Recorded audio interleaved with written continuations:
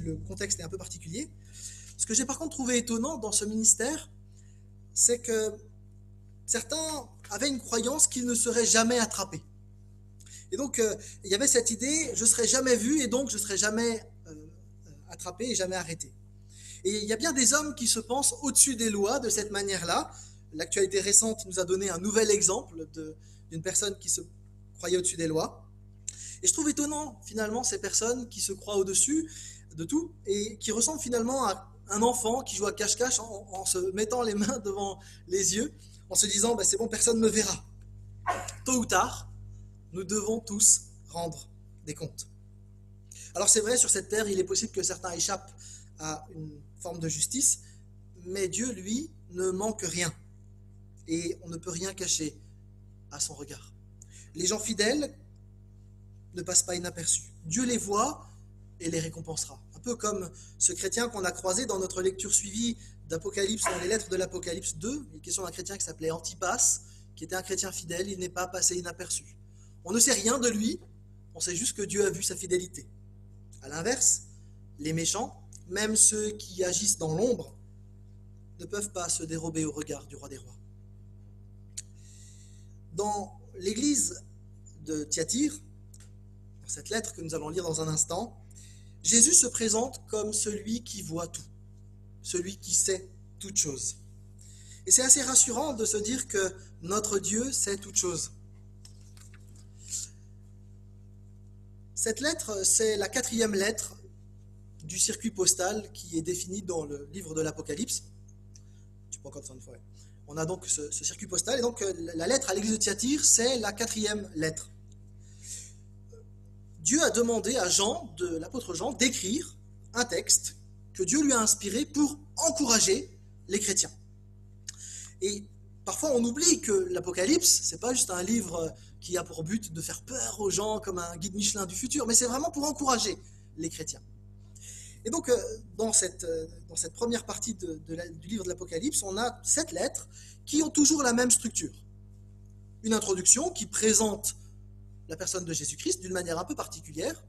Ensuite, on a une forme de bilan, les points positifs, les points négatifs de l'Église, et puis ensuite un encouragement à persévérer avec cette expression « au vainqueur ». Alors je vous propose de lire sans plus tarder cette lettre, vous pouvez la prendre dans vos Bibles, elle va s'afficher aussi sur l'écran.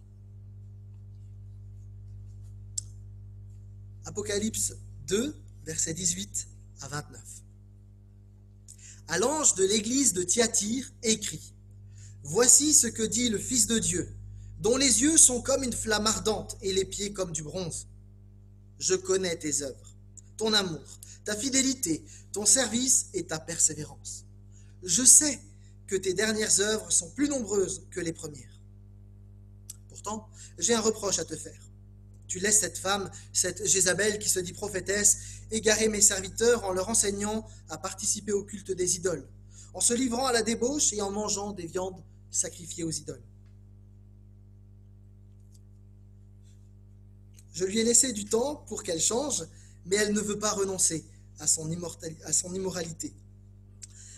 Voici, je la jette, elle et ses compagnons de débauche, sur un lit de grande détresse, à moins qu'ils ne changent en renonçant à agir selon son enseignement. Je livrerai ses disciples à la mort. Ainsi, toutes les églises reconnaîtront que je suis celui qui sonde les pensées et les désirs secrets. Je donnerai à chacun de vous ce que lui auront valu ses actes. Quant à vous, les autres membres de l'église de Thyatire, vous qui ne suivez pas cet enseignement et qui n'avez pas voulu connaître ce qu'ils appellent les profondeurs de Satan, je vous le déclare, je ne vous impose pas d'autre fardeau, mais tenez fermement ce que vous avez jusqu'à ce que je vienne. Au vainqueur, à celui qui continue à agir jusqu'à la fin selon mon enseignement, je donnerai l'autorité sur les nations. Il les dirigera avec un sceptre de fer, comme on brise les poteries d'argile. Ainsi que j'en ai reçu moi aussi le pouvoir de mon Père. Et je lui donnerai l'étoile du matin. Que celui qui a des oreilles écoute ce que l'Esprit dit aux églises. Je ne sais pas quel est votre ressenti à la lecture de ce texte. Je ne sais pas si vous avez déjà un enseignement comme ça que vous tirez de but en blanc de cette lecture. À mon avis, c'est une des lettres les plus violentes parmi les 7. Et la description de Jésus-Christ l'est aussi. Si on considère la description en elle-même, Jésus est décrit comme étant le Fils de Dieu, celui qui a des yeux comme une flamme et des pieds comme le bronze. On est loin du petit Jésus dans la crèche. Il y a quelque chose de beaucoup plus impressionnant avec ce Jésus. C'est le même pourtant. Mais Jésus dans ce texte se présente de cette manière-là. Alors ce matin, j'aimerais vous proposer de nous arrêter sur ces deux manières de présenter Jésus. Et donc, on va prendre le temps de réfléchir à ce que cela peut nous enseigner. Au verset 18, Jésus est décrit d'une manière franchement bizarre. Il a des yeux comme un feu. Alors, il ne faut pas prendre de manière littérale. Il faut voir le symbolisme qui est derrière, évidemment. En fait, c'est l'idée que les yeux de Jésus transpercent la réalité, les situations qu'on peut vivre. Jésus est celui qui connaît intimement, jusqu'au plus profond, chacun d'entre nous. Il est en mesure de constater les plus petites victoires, les services les plus humbles, les marques d'amour que personne n'a vues. Il est aussi en mesure de constater les petits compromis, les faux pas, les mauvaises intentions. Jésus sait toutes choses. Le bilan que Jésus dresse de cette Église, au verset 19, souligne d'abord les qualités de l'Église. Je connais tes œuvres, ton amour, ta foi, ton service et ta persévérance. Je sais bien que tes dernières œuvres sont plus nombreuses que les premières. Alors vous, je ne sais pas, mais si Jésus faisait un bilan comme ça de mon ministère ou de l'Église ou de chacun d'entre nous, ouais, c'est pas mal quand même, hein. C'est un bilan plutôt positif. En vrai, on ne sait pas grand-chose de l'Église de Thyatire, à part ce qu'on en sait par cette lettre-là. Par contre, grâce à l'archéologie et à l'histoire, on sait beaucoup de choses sur la ville et ça nous permet de comprendre le contexte dans lequel l'Église évoluait. Et comme dans chaque lettre de l'Apocalypse, on se rend compte que le contexte va avoir un impact sur la manière de vivre l'Église. La ville de Thyatire, c'était une petite ville, la plus petite des 7 de l'Apocalypse. On a aujourd'hui quelques ruines sur place, notamment un magnifique portique du IIe siècle et les vestiges d'un amphithéâtre. Plus intéressant, on a retrouvé sur place des monnaies du 1er siècle qui attestent l'existence de plein d'industries. Le tissage, la tannerie, la poterie, la fonderie de bronze, la teinterie de pourpre. C'est d'ailleurs le pourpre qui avait fait la richesse de la ville. Le pourpre, c'est une couleur dans les nuances de violet qui est extraite d'un coquillage et qu'on trouve en Méditerranée orientale. Ces tissus qui étaient teints en pourpre étaient très très chers parce que, pour vous donner une idée, il fallait 8000 coquillages pour pouvoir extraire 1 gramme de teinture. Donc vous imaginez un peu le prix. Hein. Donc les tissus teints en pourpre, ils étaient exportés dans tout le bassin méditerranéen. C'était des personnes très riches qui les achetaient. Et notamment, les citoyens romains aimaient bien avoir du pourpre sur eux. Et les sénateurs, leur toge était faite aussi avec de la pourpre. Alfred Kuhn explique très simplement en fait que la pourpre était l'une des industries prospères de la ville. Pline l'Ancien dit qu'une livre de pourpre valait plus de 1000 deniers. Si le denier était le salaire normal d'une journée de travail, cela voulait dire qu'une livre de pourpre représentait entre 3 et 4 années de travail d'un ouvrier. Cela explique en partie la prospérité de la ville. Peut-être vous vous souvenez que dans Acte 16, nous avons une personne biblique, Lydie, qui était originaire de cette ville. Certains pensent que c'est peut-être cette femme qui, en rentrant de ses différents voyages pour le business, était retournée chez elle et avait implanté une église. On n'a pas de certitude à ce sujet, mais John Stott l'avance comme hypothèse. Quoi qu'il en soit, l'église de Thyatire vivait dans un contexte commercial plutôt florissant et le business était au cœur des préoccupations. Dans ce contexte, le verset 19 est particulièrement remarquable. Ce verset 19 nous apprend que l'amour de l'église de Thyatire pour Dieu et pour les frères était si fort qu'il était à l'origine d'une activité importante, une activité qui se développait. Il a utilisé le mot service, c'est le grec diaconie, cette idée de service, de bienfaisance, de travail pour les plus pauvres. Et donc cet amour qui était vraiment la marque d'une foi vivante se montrait de différentes manières, aussi par la patience et la persévérance de cette église. C'était donc un beau témoignage d'amour en action. On fait souvent le parallèle entre cette église et l'église d'Éphèse. Vous vous souvenez, c'était la première église. En effet, avec le temps, Éphèse avait perdu son premier amour. Si vous relisez les textes, vous le verrez. À Thyatire, à l'inverse, l'amour se développait. L'état spirituel de l'église de Thyatire était donc plutôt florissant. Mais Jésus qui a un regard sur tout, voit aussi ce qui ne va pas. J'ai pourtant un reproche à te faire.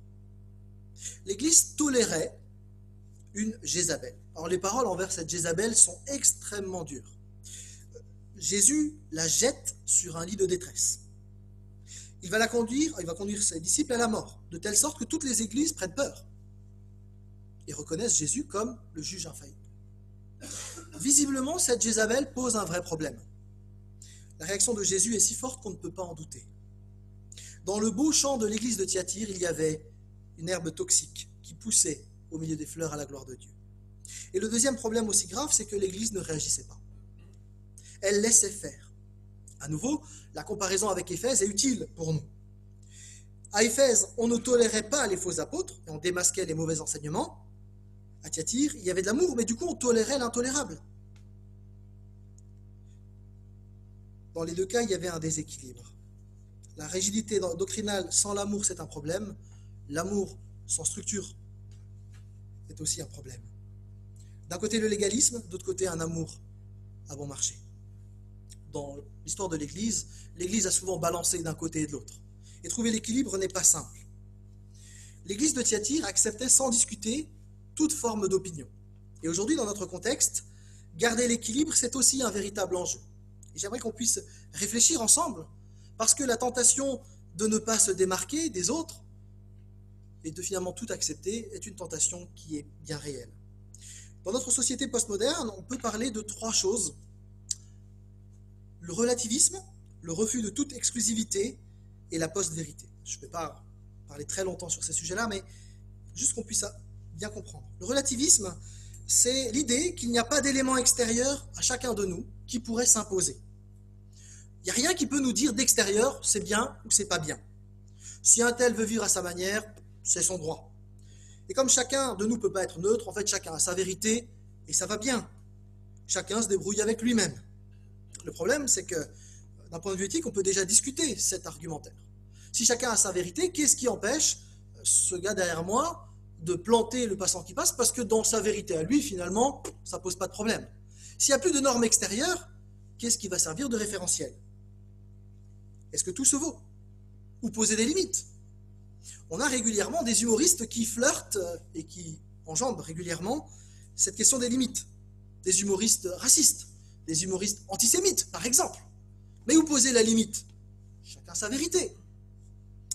Donc d'un point de vue éthique, c'est déjà compliqué.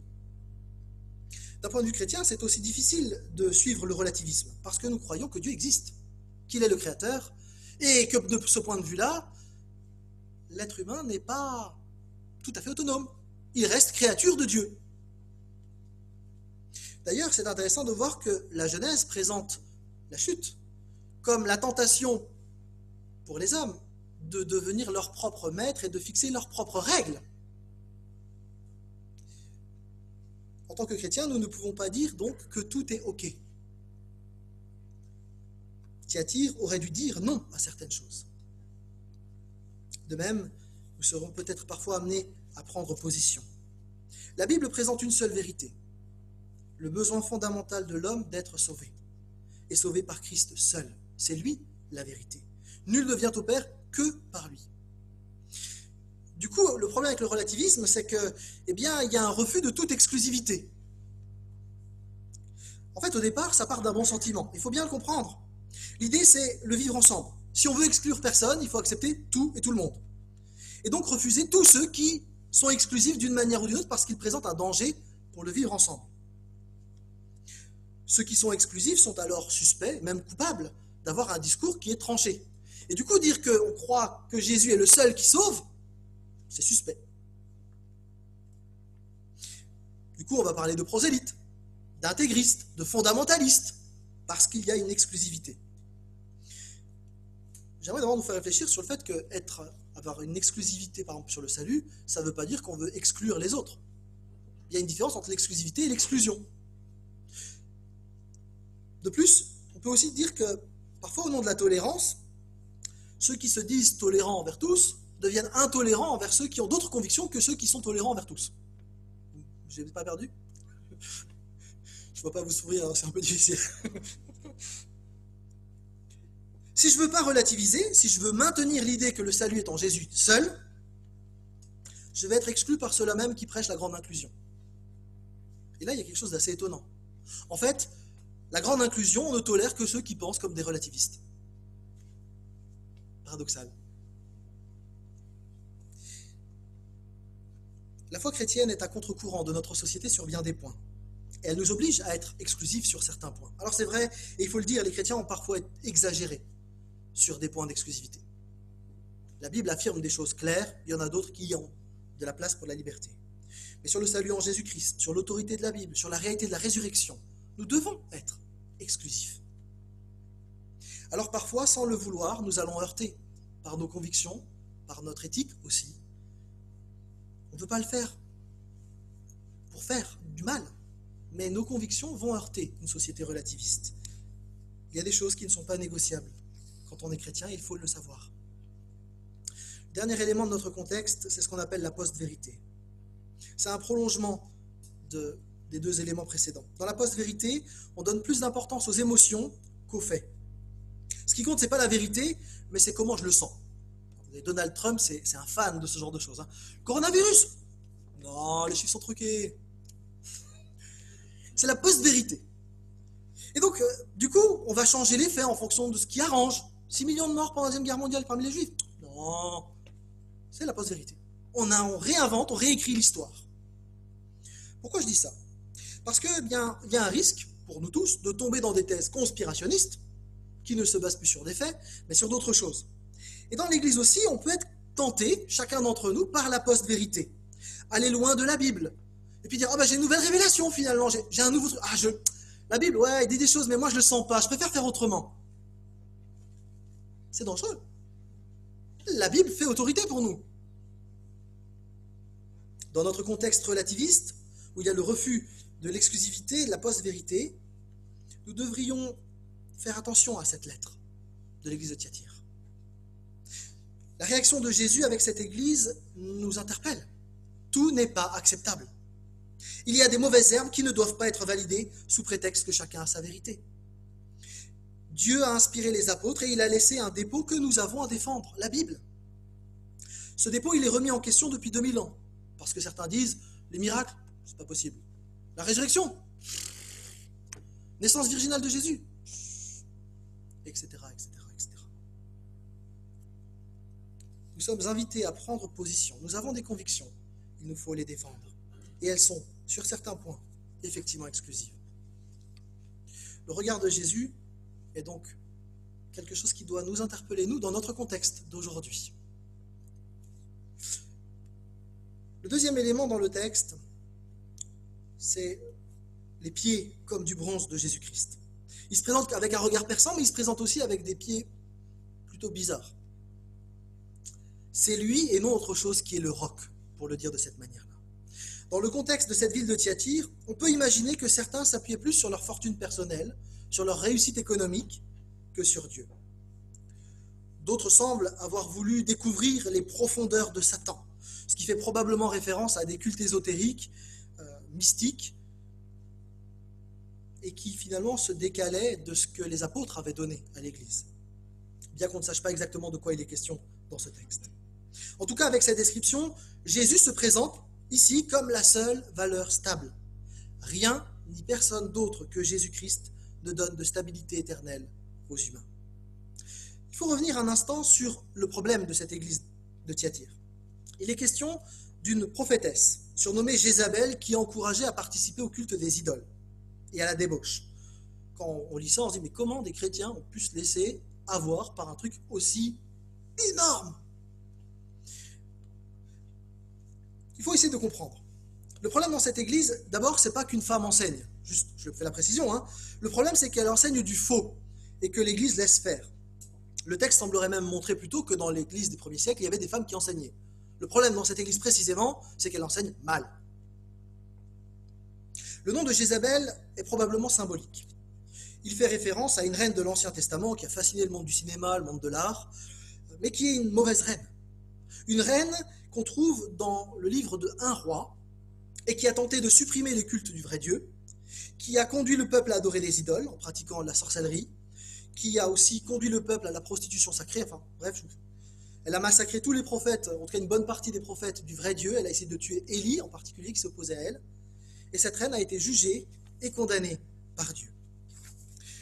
Donc imaginez le tableau, on est dans une église à Thyatire, et on a une femme, une personne qui est dans le conseil d'église, qui est une prophétesse libertine et idolâtre. Waouh. Ben dis donc, comment c'est possible? Comment on en est arrivé là? Les chrétiens de Thyatire n'étaient pas plus bêtes que nous. Qu'est-ce qui s'est passé? Le contexte nous aide à comprendre. En fait, il y avait des intérêts commerciaux importants à Thyatire. Les artisans étaient tenus d'adhérer à une corporation, de même qu'on doit parfois adhérer au syndicat de notre branche. Et la difficulté pour le chrétien qui voulait faire marcher son commerce, c'est que pour avoir les relations avec les autres membres de sa corporation, il devait participer à des cérémonies en l'honneur de la divinité tutélaire, le dieu des artisans, le dieu des menuisiers, le dieu des... Et donc il y avait des repas qui étaient faits, et dans ces repas-là, on parlait commerce, business, et en même temps, on avait des sacrifices faits à la divinité. Alors certains, du coup, ils trouvaient vite des excuses pour céder aux excès, en disant, les affaires, c'est les affaires, je sépare ma vie pro de ma vie spirituelle. Et en fait, Jésus reprend en disant, mais c'est pas possible de séparer les deux. On peut pas. Et c'est dans ce contexte que l'enseignement de Jézabel avait trouvé sa place. J'aimerais vous lire ce que le théologien Blacklock explique sur ce que Jézabel proposait. La Jézabel de Thyatire était certainement une femme intelligente, avec une parole convaincante. Elle se disait prêtresse, sachant interpréter la volonté de Dieu. Au prix de quelques petits compromis avec le paganisme, elle promettait prospérité aux chrétiens. Pourquoi boycotter les banquets des guildes artisanales et se faire exclure de son métier? Faut-il choisir entre Christ et la pauvreté?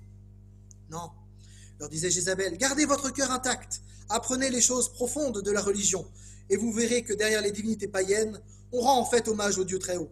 Vous pouvez donc assister au sacrifice. Pensez alors au sacrifice de Christ. Assistez aux fêtes, mais soyez-y des exemples de modération et de pureté. On comprend que le discours est séduit.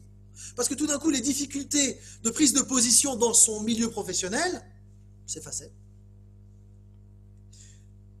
Plus besoin de passer pour un ringard, un rétro, un exclusif, un fanatique. Il semble que cette Jézabel prétendait faire connaître les profondeurs de Dieu. Jésus change l'expression en profondeur de Satan pour montrer que cet enseignement délivré par Jézabel était un faux enseignement. Un enseignement qui éloignait du seul vrai Dieu. J'aimerais attirer votre attention sur quelque chose que je trouve très beau dans ce texte. C'est que l'amour de Jésus, même pour cette Jézabel, continue. Je trouve ça assez incroyable. Dieu laisse du temps à cette Jézabel pour qu'elle change. Il propose aux disciples de changer aussi. Il y a quelque chose de beau dans cette manière de Jésus d'offrir sa grâce encore et encore. Pourtant, dans le cas de Jézabel, cette fois-ci, le temps du jugement était arrivé. La menace formulée va être mise à exécution. Ce texte, avec ce jugement, avec les pieds en bronze, nous pose à nous une question très directe. Où est ma stabilité? Sur quoi est-ce que je base ma vie? Contrairement à ce que dit notre monde, tout n'est pas OK. Tout n'est pas acceptable aux yeux de Dieu. Est-ce que c'est le regard des autres, le prestige que je retire de telle activité? Est-ce que ce sont mes finances, mes affaires, mes connaissances spirituelles, mes œuvres, mes convictions, mes opinions qui me définissent? Est-ce que c'est là-dessus que je base ma vie? Je fais ce que je veux et puis on s'arrangera avec Dieu plus tard? Ou est-ce que je fonde ma vie sur Christ, dont les pieds sont comme le bronze? Baser ma vie sur Christ implique une exclusivité. Nul ne peut servir de maître, disait Jésus. Les chrétiens de Thyatire n'étaient pas moins spirituels que nous. Ils ont accepté simplement des compromis pour pouvoir vivre plus confortablement leur vie de foi. Et ces compromis les ont embarqués loin de Jésus-Christ. Quelle est notre attitude dans le milieu professionnel? Avec ceux qui nous entourent, nos voisins, à l'école, les amis. Est-ce qu'on ose prendre position lorsqu'il y a des choses qui ne sont pas justes? Lorsqu'il y a des blagues salaces? Lorsque quelqu'un va piquer dans l'entreprise un petit truc? Quand j'ai l'occasion de parler de Dieu, est-ce que je porte la lumière réellement ou est-ce que je la cache? Parce que ça me rendrait trop visible. La lettre à l'église de Thyatire nous invite à prendre position, à le faire avec amour, mais à le faire quand même, prendre position. J'ai rencontré l'été dernier un Suisse avec qui j'ai fait un camp et qui, contrairement à ce qu'on pourrait penser, n'est pas resté neutre. Lorsque ses collègues faisaient des blagues malsaines, il a tout de suite dit « j'ai pas envie d'entendre ça ». Et il a posé des limites. D'abord, on l'a regardé de travers, parfois on s'est moqué de lui, en disant « ouais, mais toi… ». Et puis aujourd'hui, en fait, son équipe, c'est l'équipe la plus agréable dans la boîte. Une équipe où il fait bon travailler. Et les gens veulent travailler avec lui, justement parce que le cadre est sain. Il y a quelque chose de beau dans, finalement, ce qu'il a pu mettre en place dans sa société. Ça n'a pas été simple de tenir position dans un premier temps. Mais aujourd'hui, il récolte du fruit dans cette prise de position. J'aimerais nous encourager dans ce sens-là. Alors comprenez-moi bien, il ne s'agit pas simplement de balancer la vérité à la tête des gens, mais d'aimer et de le dire avec tact aussi. En tout cas, le texte nous invite à ne pas faire silence quand il faut prendre position. Il y a de nombreux frères et sœurs dans la foi qui sont persécutés dans le monde entier parce qu'ils ne font pas de compromis. Vous avez dû entendre parler de cette jeune fille de 17 ans au Nigeria qui, face à Boko Haram, qui lui dit soit on te fait du mal, soit tu renies ta foi, qui n'a pas renié sa foi. 17 ans. Et là, on ne parle pas de moquerie au travail, quoi. J'étais marqué par un livre qui s'appelle « Pardonne-moi, Natacha », je vous invite à le lire si vous avez l'occasion. Une jeune Russe qui, malgré les persécutions, va continuer à aller dans des réunions de prière semaine après semaine. Et toutes les semaines, il y a les officiers du KGB qui la passent à tabac. Et la semaine suivante, ils la retrouvent encore, et encore, et encore. Bon. Ça laisse à réfléchir hein, pour nous qui ne sommes pas dans ce contexte aussi violent. La fin de notre texte nous invite et veut nous encourager. Tenez fermement ce que vous avez. Certains chrétiens à Thyatire étaient attirés par le prestige, par l'argent, par le fait de ne pas faire de vagues. On pourrait être tenté, nous aussi, par le relativisme. Chacun sa vérité. Je ne vais pas trop me mouiller. Pensez ce que vous voulez, ça va bien. Jésus, après avoir repris cette église, les invite simplement à garder ce qui a été donné et à persévérer jusqu'à son retour. Christ seul me suffit. Tout est là. Nous avons tout pleinement en lui. Et il nous invite à prendre position pour lui. Il n'y a que lui qui rend pleinement heureux. Il n'y a que lui qui nous donne la pleine satisfaction dans nos vies. Parfois, les gens cherchent plus compliqué, mais tout est là. Et Jésus-Christ nous invite à prendre position devant lui. Le Seigneur, il encourage les chrétiens à tenir ferme dans cette simplicité de l'Évangile. Et il encourage les chrétiens parce qu'il vient. Lors de son retour, nous aurons la récompense des vainqueurs. Et j'aimerais qu'on puisse regarder simplement ce que Jésus promet dans ce texte. Les choses de ce monde bougent, mais Jésus-Christ, lui, est celui qui est absolument stable. Et il nous donne une espérance incroyable. Le vainqueur dominera sur les nations. Il régnera, ayant part au pouvoir que le Christ a reçu de son Père et étant associé à sa gloire. Bon. C'est une idée qui est très présente dans l'Apocalypse. Vous la trouvez plusieurs fois. Par exemple, dans Apocalypse 1,9, Jean qui se présente comme celui qui prend part à la détresse et à la royauté. Dans Apocalypse 3,21, Jésus qui dit au vainqueur, je lui donnerai de s'asseoir avec moi pour régner. C'est en fait une thématique qu'on retrouve dans le Nouveau Testament globalement.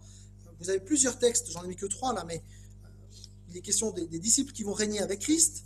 Il est question dans 2 Timothée 2,12, si nous persévérons, nous régnerons avec lui. Ça vaut la peine de tenir ferme, de ne pas faire le moindre compromis parce qu'il y a une réalité beaucoup plus grande qui arrive. Nous allons régner avec Christ. Nous allons être co-régnants. Ce n'est pas un conte de fées, mais j'aimerais l'illustrer un petit peu avec quelque chose qui ressemble à un conte de fées. Mes enfants, enfin mes filles en particulier, aiment beaucoup le film avec Anne Hathaway, Princesse malgré elle. Une jeune fille qui n'avait rien de spécial, qui essaie de faire sa place dans un lycée et qui découvre tout d'un coup qu'elle est princesse. Et alors là, tout change. Sa manière de considérer le monde autour d'elle change radicalement. De la même manière, je trouve que c'est une belle illustration, si nous réalisons ce à quoi nous sommes destinés, notre regard sur le monde doit changer. Nous allons être co-régnants avec Christ. Mais ça veut dire que, puisque nous sommes co-régnants avec Christ sur cette terre plus tard, nous avons déjà un rôle à jouer au niveau écologique. Puisque nous sommes co-régnants avec Christ, le juste juge, nous avons des choses à faire et à dire en termes de justice sociale dans ce monde. Puisque nous sommes co-régnants avec Christ, nous sommes appelés à prendre aussi soin des plus démunis au niveau économique. Nous avons là à commencer à faire ce que Christ va pleinement faire. Nous allons être co-régnants avec le roi des rois et nous sommes dès maintenant ambassadeurs du royaume de Dieu. Il y a beaucoup de théologiens actuels qui s'inquiètent en réalité de ce qu'on réduit le message de la Bible au salut personnel. Comme si le message de la Bible c'était juste « sois sauvé, tu as ton ticket pour le ciel et c'est bon ». En fait, Jésus-Christ n'a pas prêché le salut, il a prêché le royaume de Dieu. Le salut n'est que le moyen d'entrer dans le plan de Dieu qui est le royaume de Dieu. Nous sommes appelés à être co-régnants avec Christ. Jésus vient pour installer pleinement ce royaume, mais nous, chrétiens, nous sommes déjà ce peuple du royaume appelé à anticiper maintenant ce royaume qui vient. Donc on n'est pas juste des chrétiens qui avons notre passe comme ça, et puis on s'assied dans le fauteuil, on dit « Ah, c'est bien, je suis sauvé, cool ». Non, nous sommes appelés à anticiper le royaume qui vient et à être co-régnants avec Christ. On ne peut donc pas être totalement satisfait de ce que nous vivons actuellement. Étienne Larmenot le résume très bien. C'est parce que les chrétiens croient que ce qui est immédiat et visible n'est pas toute la réalité qu'ils peuvent faire un choix éthique. Ils sont capables de renoncer à un avantage immédiat ou à court terme, ou de gagner une gloire éphémère par amour pour le Seigneur, et en vue d'un bonheur plus grand et plus durable. Nous sommes insatisfaits. J'aimerais illustrer encore d'une autre manière cette insatisfaction. Dans les chroniques de Narnia, qui ont été écrites par C.S. Lewis, on sent l'insatisfaction des 4 enfants qui représentent les chrétiens. Ils ont goûté à Narnia, ils étaient dans le monde de Dieu, pour le dire comme ça, représenté par Aslan, et ils reviennent dans le monde réel. Et en fait, ils ont tout le temps la nostalgie de Narnia, parce qu'ils savent ce à quoi ils sont appelés. De la même manière, nous avons goûté comme le Seigneur est bon, nous savons à quoi nous sommes appelés. Du coup, nous ne devrions pas nous installer dans notre fauteuil de maintenant. Vous voyez ce que je veux dire?